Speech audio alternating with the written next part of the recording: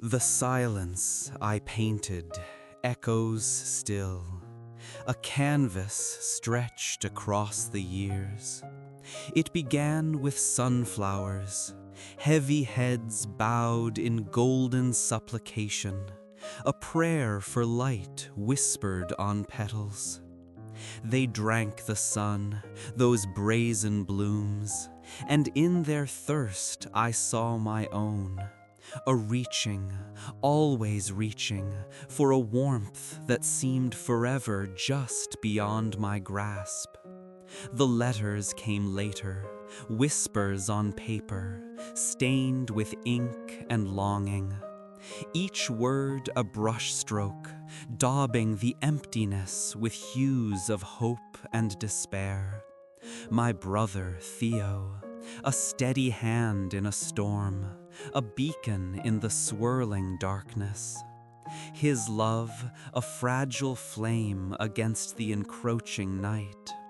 I wrote of colors, of the fever in my blood, the visions that danced behind my eyes. The cypress trees, writhing like souls in torment, reaching for a heaven I could only imagine. The wheat fields, the wheat fields.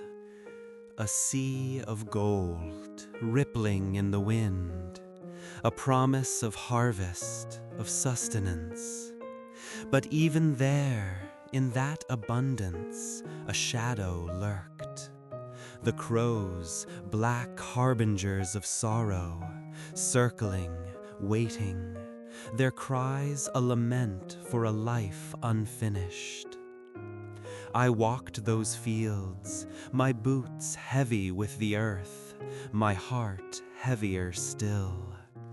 The sun beat down, relentless, unforgiving, and in its glare I saw my own reflection, a scarecrow figure, arms outstretched, warding off the demons that pursued me. The faces I painted were masks of the soul. The postman Roulin, with his beard like a sunrise, his eyes filled with a gentle wisdom. Patience Escalier, the old peasant, his face etched with the stories of a lifetime, a testament to the enduring strength of the human spirit. I tried to capture their essence, their humanity, the spark of divinity that flickered within them. But the world saw only madness, only a distorted vision. They could not see the beauty, the truth that lay hidden beneath the surface. They saw only the swirling colors, the feverish brushstrokes, the raw emotion that poured from my soul onto the canvas. The night sky became my obsession, a swirling vortex of stars, a cosmic dance of light and shadow. I saw God in those stars, a vast and incomprehensible presence, a source of both terror and wonder. I painted them with a desperate urgency, trying to capture their fleeting beauty, their eternal mystery. The cafe terrace at night, a refuge from the loneliness, a place where I could lose myself in the murmur of voices, the clinking of glasses, the soft glow of lamplight. But even there, surrounded by others, I felt alone, adrift in a sea of indifference. The yellow house in Arles, a dream of community, of brotherhood, a place where artists could gather and create. But the dream shattered, like a vase dropped on a stone floor, leaving behind only shards of broken hope. Gauguin came, a storm in my soul, a clash of wills, a tempest of creativity. We painted side by side, but our visions diverged, our paths led in different directions. He sought the exotic, the primitive, while I sought the truth in the mundane, the beauty in the ordinary. The silence grew louder then, a deafening roar that filled my head. The voices of the critics, the whispers of the villagers, the doubts that gnawed at my soul. I retreated into myself, into the sanctuary of my art. I painted faster, more furiously, as if trying to outrun the darkness that pursued me. The asylum at St. Remy, a prison for the mind, a place of quiet desperation. But even there, surrounded by madness, I found moments of peace, glimpses of beauty. The garden, a riot of color, a testament to the enduring power of nature. The olive trees, gnarled and ancient, their leaves shimmering in the sunlight, whispering secrets of survival. The Wheatfield, a golden ocean stretching to the horizon, a symbol of abundance, of life's endless cycle. I walked through it, the sun beating down on my head, the wind rustling through the stalks, whispering promises of harvest. But even there, in the midst of such beauty, I felt a profound sadness, a sense of being disconnected, of not belonging. The crows, black silhouettes against the azure sky, a harbinger of death, a reminder of mortality. They circled above me, their cries echoing in the emptiness of my soul. I tried to paint them, to capture their stark beauty, their ominous presence. But the colors eluded me. The canvas remained blank, a mirror reflecting my own despair.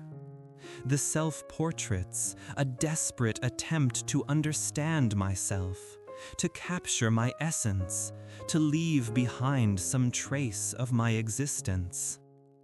I stared into the mirror, searching for answers in my own eyes, but found only confusion, pain, and a profound sense of loneliness.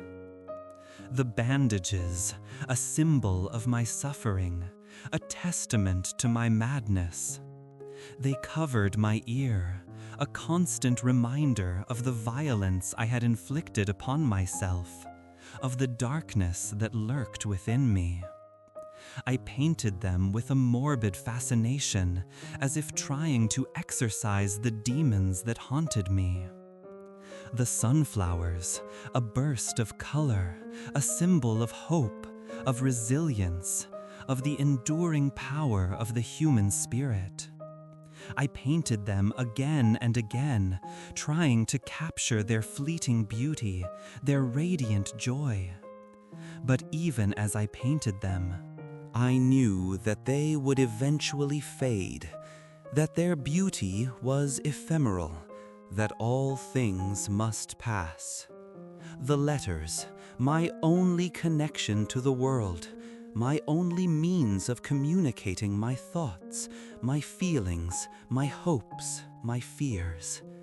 I wrote to Theo, my brother, my confidant, my lifeline. I poured out my soul onto the page, sharing my joys and sorrows, my dreams and disappointments. But even as I wrote, I wondered if he truly understood me, if he could truly comprehend the depths of my despair. The silence returned, a heavy blanket smothering my senses, a wall separating me from the world. I tried to break through it with my art, with my passion, with my unwavering belief in the power of beauty. But the silence persisted, a constant companion, a reminder of my isolation. I walked through the fields, the sun setting on the horizon. casting long shadows across the land. The air was still, the silence profound. I closed my eyes and listened to the whisper of the wind, the murmur of the earth, the beat of my own heart.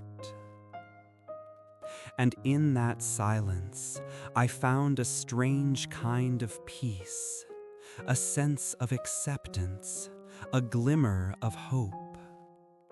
Perhaps, I thought, even in the midst of such darkness, there is still beauty to be found, still meaning to be discovered. Perhaps, even in my own suffering, I could create something beautiful, something meaningful, something that would endure. Perhaps the silence itself could be a canvas, a space for contemplation, a source of inspiration. The silence I painted not as an absence, but as a presence, a force, a voice that speaks to the soul, that whispers of eternity, that reveals the hidden beauty of the world. The beauty in a blade of grass, in a single star, in a human heart. The beauty that endures even in the face of pain, even in the midst of madness, even in the silence of death.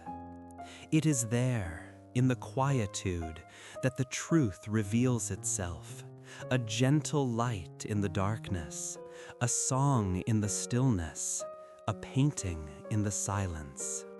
And now, the crows. Always the crows, circling above the wheat fields, black figures against the golden expanse. They are not symbols of death, as some might say, but messengers, messengers of the vastness, the unending cycle of life and decay. They remind me that even in the richest harvest, there is always the shadow of what is to come. They remind me of the earth, the soil from which everything springs, and to which everything must return. I paint them with a sense of urgency, knowing that time is fleeting, that the moment is precious, that the light will soon fade.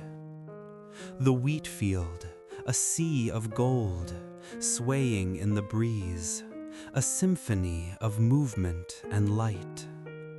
I lose myself in its immensity, in its boundless horizon, in its promise of abundance.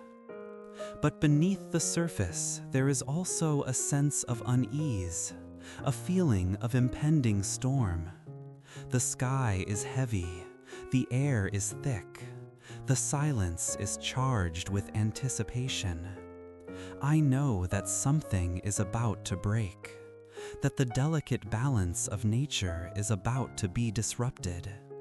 And yet I continue to paint, to capture the beauty of the moment, to hold on to the light before it fades away.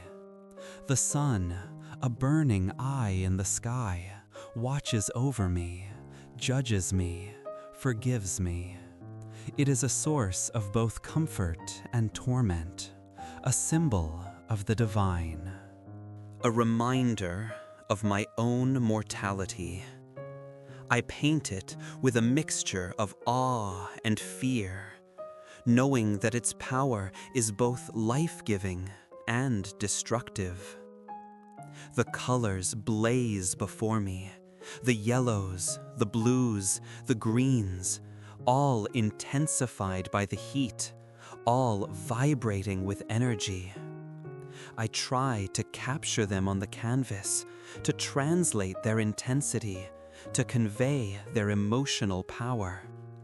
But the colors are elusive, always shifting, always changing, always defying my attempts to contain them. My brother, Theo, a constant presence in my life, a lifeline in the storm. He believed in me, even when I doubted myself. He supported me, even when I was at my most difficult. He loved me unconditionally. And now, he is gone. The silence is deeper now, more profound, more unbearable.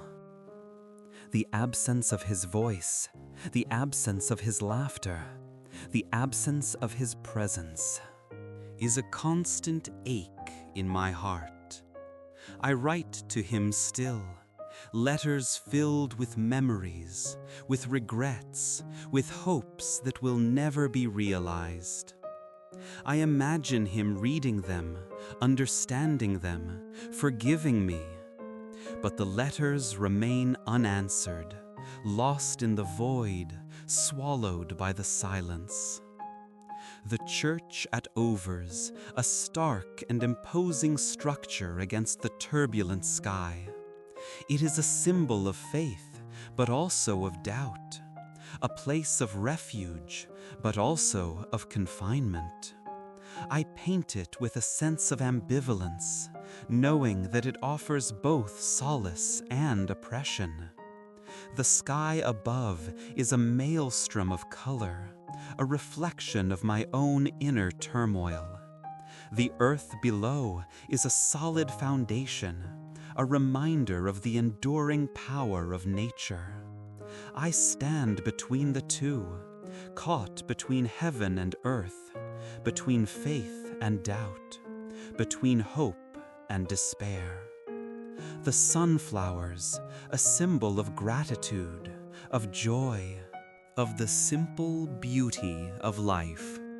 I painted them with a sense of abandon, letting the colors flow freely, allowing the emotions to guide my brush.